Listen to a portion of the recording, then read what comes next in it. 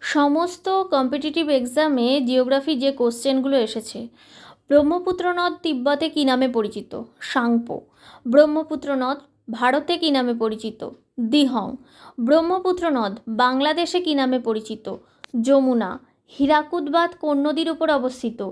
মহানদী। ভাকরা নাঙ্গাল বাঁধ কোন নদীর উপর নির্মিত? শতদ্রু নদী। তেহরি বাঁধ কোন নদীর উপর নির্মিত? ভাগীরথী নদী। বানিহাল পাস কোন দুই স্থানকে যুক্ত করেছে? জম্মু ও শ্রীনগর। জজিলা পাস কোন দুই স্থানকে যুক্ত করেছে? শ্রীনগর ও লেহ। বুর্জিলা পাস কোন দুই স্থানকে যুক্ত করেছে? শ্রীনগর ও গিলগিট। ভারতে অবস্থিত হিমালয়ের সর্বোচ্চ শৃঙ্গের নাম কি? কাঞ্চনজঙ্ঘা। সাতপুরা পর্বতের সর্বোচ্চ শৃঙ্গের নাম কি? ধূপগড়। পশ্চিমঘাট পর্বতের সর্বোচ্চ শৃঙ্গের নাম কি? আনাইমুদি।